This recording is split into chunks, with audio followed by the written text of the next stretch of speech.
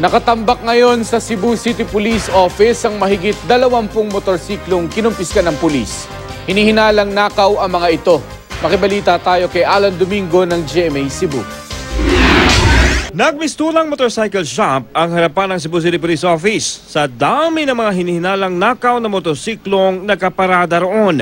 Ayon sa pulisya, halos lahat ng mga motorsiklong ito nakumpiska sa mga checkpoints sa Cebu City dahil walang maipakitang dokumento ang mga rider ng mga ito. 22 motorsiklo na ang nasamsam ng mga pulis mula nang magsimula ang taon. Pinagi sa atong regular conduct checkpoint, which is in line sa atong lambat sibat operation. Gayunman, wala raw maisampang kaso sa mga rider dahil wala naman daw nagrereklamo ng pagnanakaw ng motorsiklo.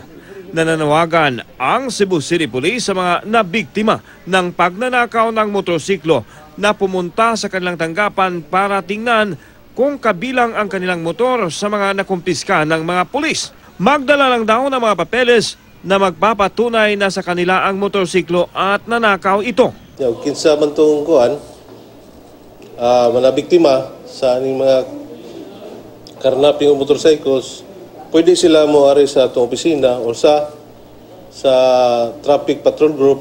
Alan Domingo, Nagbabalita, Pilipinas.